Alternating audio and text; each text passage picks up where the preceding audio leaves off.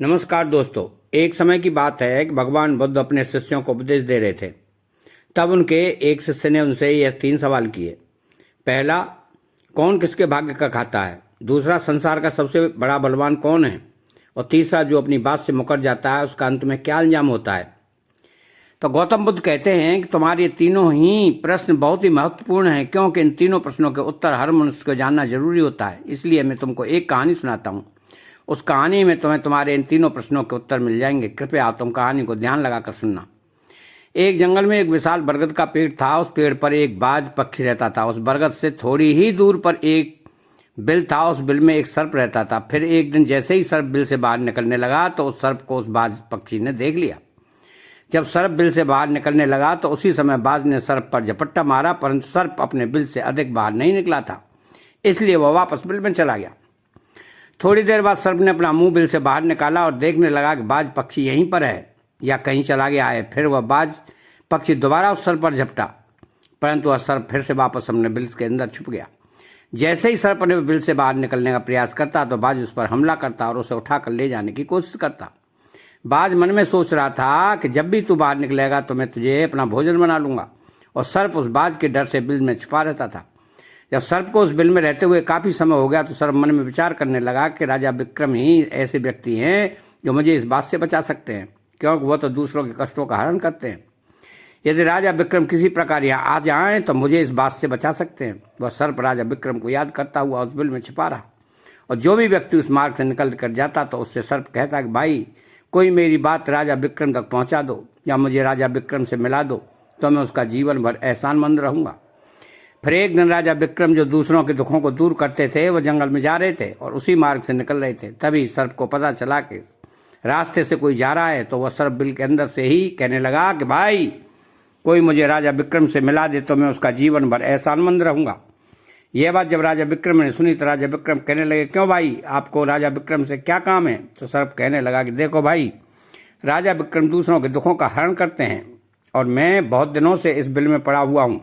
मैं बहुत दुखी हूँ। इस वृक्ष पर एक बाज पक्षी निवास करता है। यदि इस बिल से बाहर निकलता हूँ तो वह बाज मुझ पर उसी समय हमला कर देता है, इसलिए मैं इस बिल से बाहर नहीं निकल पा रहा हूँ और ना ही मुझे कुछ खाने को मिल पाता है। मैं ऐसे ही इस बिल में पड़ा हुआ हूँ, ऐसे ही अपना जीवन व्यतीत कर रहा हूँ।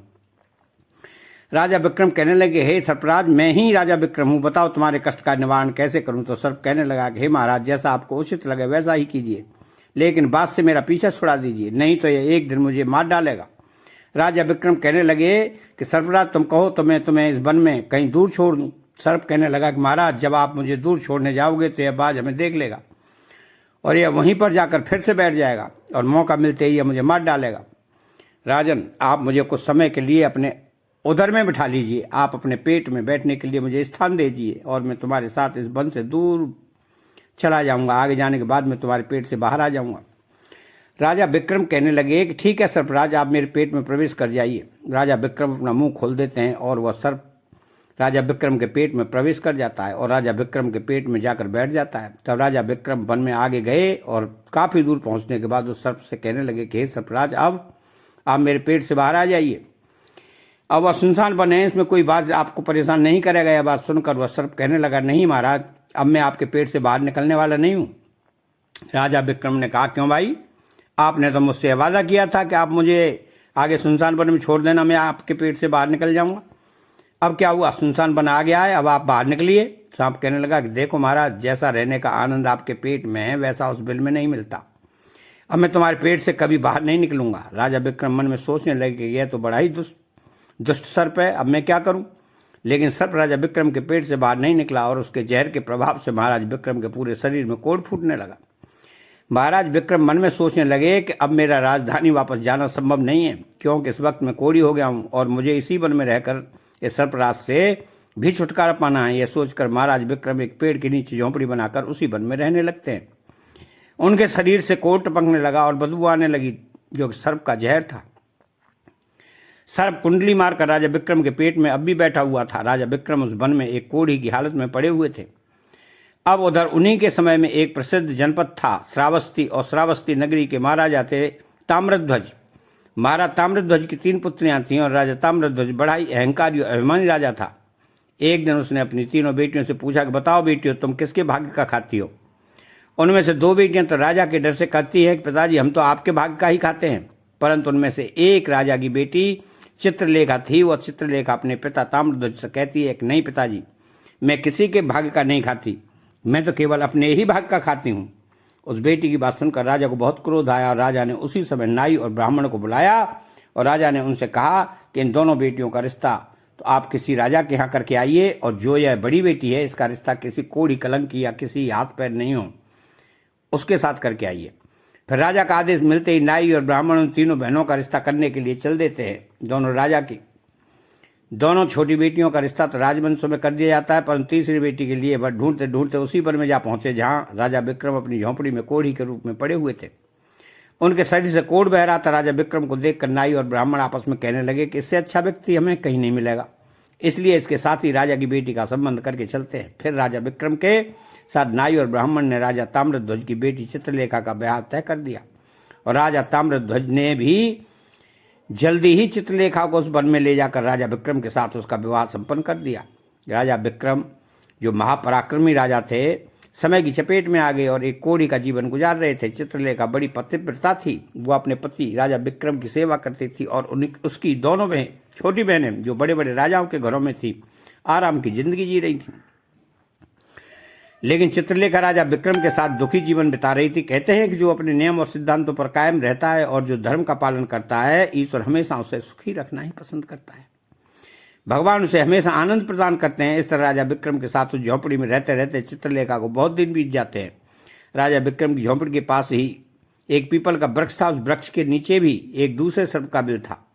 एक दिन राजा विक्रम सो रहे थे और रात्रि का समय था। चित्रलेखा महाराज विक्रम की सेवा कर रही थी। उसी समय उस बिल से एक सर्प बाहर निकलता है और बाहर निकलकर जो राजा विक्रम के पेट में सर्प था उस सर्प से कहने लगता है कि अरे दुष्ट, अपने वचन से मुकर गया। तूने तो महाराज विक्रम से कहा था कि मैं दूर वन में जाकर तुम्हारे पेट से बाहर निकल जाऊंगा, और तू ऐसे परोपकारी राजा के पेट में जाकर बैठ गया। तुम्हारे जहर के कारण राजा के पूरे शरीर में कोढ़ निकल आया। तुझे शर्म नहीं आई कि तूने कितना गलत काम किया है? इतने समय में राजा विक्रम न जाने कितने ही जीवों का दुख दूर कर सकते थे। वह सर्प आगे कहता है कि यदि कोई सुन रहा हो तो मैं तेरे मरने का उपाय बताता हूँ। यदि कोई गंगा जल लाकर इस राजा को पिला दे तो तेरे उसी समय 100 टुकड़े हो जाएंगे और मर के रास्ते से तू बाहर निकल जाएगा। अब राजा के पेट के अंदर बैठा हुआ सर्प दूसरे सर्प से कहने लगा कि तेरे जैसा भी मैं कभी नहीं देखा। धन के खजाने पर कुंडली मारकर बैठा है। यदि यह धन मानव समुदाय के कल्याण के लिए लगाया जाता तो इससे न जाने कितने मानवों का भला होता। मैं भी तेरे मरने का उपाय बताता हूँ। यदि कोई सुन रहा हो तो कोई पीपा भर तेल गर्म करके तेरे बिल में डाल दे तो उसी समय तू नष्ट हो जाएगा, और इस बिल वाले स्थान की खुदाई करेगा तो यहाँ पर अपार धन संपत्ति निकलेगी।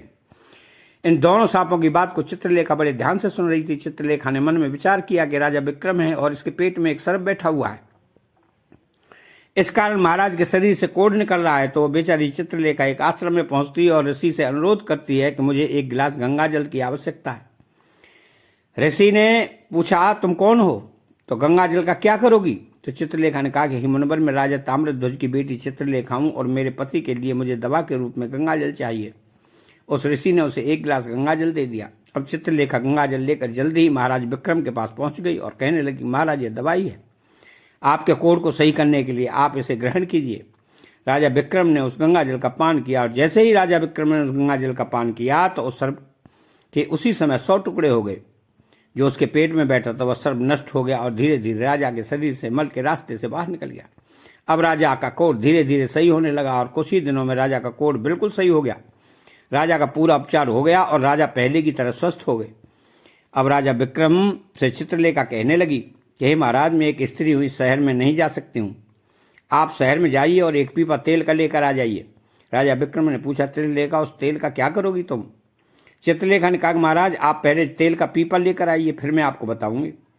चित्रलेखा की बात सुनकर राजा विक्रम बाजार में जाते हैं और वहां से एक पीपा तेल लेकर आते हैं। फिर चित्रलेखा वहां आग जलाती है और उस आग पर उस तेल को गर्म करती है और गर्म तेल सर्प के बिल में उड़ेल देती है। जैसे ही उस बिल में वह गर्म तेल डाला गया तो सर्प की मृत्यु हो गई। राजा विक्रम से चित्रलेखा कहने लगी, महाराज इस स्थान को खोद दीजिए। फिर राजा विक्रम ने जब उस स्थान की खुदाई की तो वहां से अपार धन संपत्ति निकली। चित्रलेखा कहने लगी, महाराज देखिए, मैं जानती हूँ कि आप उज्जैन नरेश राजा विक्रम हैं, परंतु मेरे पिता ने मेरा अपमान किया था और मुझे एक कोढ़ी को दे दिया था, परंतु मैं अपने भाग्य का खाती हूँ, इसलिए इस स्थान पर मेरे पिता के महल से भी अच्छा महल बनना चाहिए। राजा विक्रम कहने लगे, चित्रलेखा तुम कैसी बातें कर रही हो, हम नरेश हैं, भला यहाँ हम अब महल क्यों बनाएंगे, आप उज्जैन नगरी को चलिए। परंतु राजा विक्रम के कहने पर भी चित्रलेखा नहीं मानी। फिर राजा विक्रम ने उस वन में एक शानदार महल का निर्माण करवाया। दोस्तों, इस संसार में सबसे बलवान समय होता है। जिसका समय अच्छा होता है वो आगे बढ़ता जाता है, और जिसका समय विपरीत होता है वो पतन की ओर अग्रसर हो जाता है। राजा ताम्रध्वज पर एक दूसरा राजा आक्रमण कर देता है और उस आक्रमण में ताम्रध्वज पराजित हो जाते हैं। राजा ताम्रध्वज अपने परिवार सहित प्राण बचाने के लिए उसी वन में पहुंच जाते हैं। जब राजा ताम्रध्वज वन में भूखा प्यासा भटक रहा था, फटे हुए वस्त्रों और भूख से पीड़ित तथा प्यास से गला सूखा जा रहा था, तो राजा घूमते घूमते चित्रलेखा राजा विक्रम के महल के नजदीक से गुजरते हैं। चित्रलेखा अपने पिताजी को पहचान जाती है। चित्रलेखा ने अपने एक सेवक को भेजा और सेवक ने महाराज ताम्रध्वज को के फटी हुई हालत में थे, उनके पास वस्त्र नहीं थे, उन्हें बुलवाया। ताम्रध्वज ने सोचा कि यह न जाने कौन है और हमें क्यों बुला रही है। तब राजा ताम्रध्वज लड़की के पास पहुंचे तो लड़की को पहचान लिया। चित्रलेखा ताम्रध्वज से कहने लगी, पिताजी मैं वही चित्रलेखा हूँ और मैं आपसे यह कहती थी कि मैं मेरे भाग्य का खाती हूँ। देखिए, मैं मेरे ही भाग्य का खाती हूँ, आपके भाग्य का नहीं खाती। आपने मुझे एक कोढ़ी को दिया था, परंतु मेरे भाग्य में तो एक सम्राट लिखा था। देखिए पिताजी, मैं उज्जैन नरेश राजा विक्रम की पत्नी हूँ। राजा ताम्रध्वज मन में विचार करते हैं और अपनी उस लड़की से अपने अपराध के लिए क्षमा मांगते हैं। इस संसार में सबसे बड़ा बलवान समय है, और समय कोई व्यक्ति किसी दूसरे के भाग्य का नहीं खाता है। हर कोई ये सोचता है कि यह मेरे भाग्य का खा रहा है। नहीं, कोई किसी के भाग्य का नहीं खाता है। जो कोई खाता है वो अपने भाग्य का ही खाता है। हर दाने दाने पर खाने वाले का नाम लिखा होता है। आप ये न सोचें कि हम किसी को खिला रहे हैं। आप किसी को खिलाने वाले कौन होते हैं? इस संसार को खिलाने वाला तो एक ही है, और वह है ईश्वर। जो अपनी बात से मुकर जाता है उसका अंत वही होता है जो राजा विक्रम के पेट में बैठे हुए उस सर्प का हुआ था। अंततः वो विनाश को प्राप्त होता है। हमेशा सत्य की ही जीत होती है और अधर्मी, अत्याचारी और पापियों का अंत होता है। इस प्रकार राजा विक्रम और उनकी पत्नी चित्रलेखा ने राजा ताम्रध्वज का बड़ा स्वागत किया। राजा विक्रम महाराज ताम्रध्वज को अपने साथ उज्जैन ले आए और राजा विक्रम ने अपनी सेना के साथ राजा ताम्रध्वज के साथ भेजी, जिससे वह अपना राज्य वापस पा सके। जिसकी किस्मत अच्छी होती है, जिसके कर्म अच्छे होते हैं, उसे ईश्वर कहीं न कहीं से देता अवश्य है। हम और तुम अपने परिवार का पालन करने में ही चक जाते हैं, लेकिन इस संसार का पालन करने वाले को देखिए, वह पूरे संसार का और हर जीव जंतुओं का ध्यान रखता है।